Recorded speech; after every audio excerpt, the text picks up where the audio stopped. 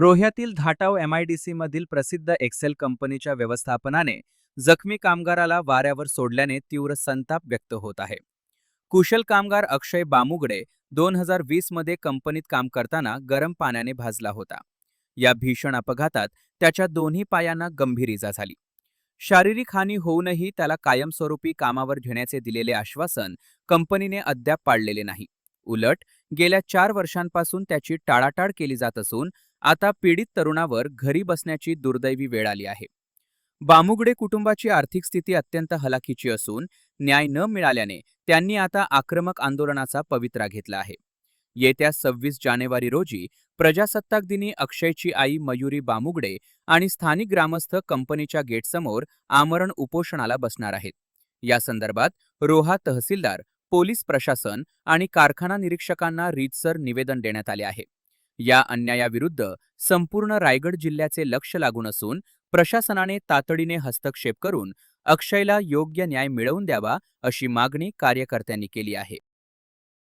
बामुगडे हा तरुण हा कुशल कामगार एक्सेल कंपनीमध्ये 2020च्या आधीपासून कामावर होता.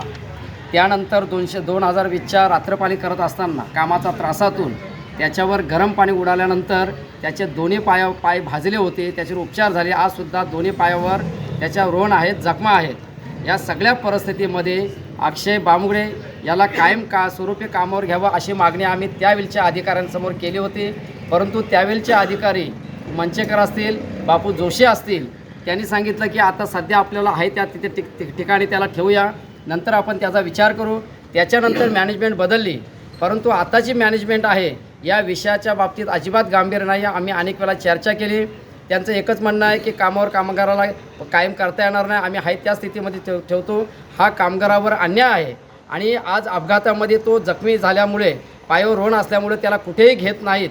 अखेर आम्ही 2 महिन्यापूर्वी प्रांताधिकारी रोहा आणि संबंधित सर्वच विभागाला आम्ही निवेदन दिलं होतं की आम्हाला न्यायासाठी आपण कंपनीचे जे मॅनेजमेंट आहे, व्यवस्थापक आहे, त्यांना चर्चेसाठी बोलवा. परंतु संबंधित प्रशासन आणि कंपनी प्रशासनाने याकडे गांभीर्य लक्ष दिलं नाही. अखेर आज आम्ही निवी ग्रामस्थ आणि प्रत्यक्ष कामगार अक्षय बामुगडे, त्याची आई मयुरी बामुगडे, आम्ही प्रांताधिकाऱ्यांना निवेदन आज दिलेलं. त्या निवेदनामध्ये आम्ही जर आम्हाला न्याय मिळाला नाही, कामगाराला न्याय मिळाला नाही, तर आम्ही 26 जानेवारी प्रजासत्ताक दिनी एक्सेल कंपनीच्या गेटसमोर आमरण उपोषणासाठी बसणार आहोत.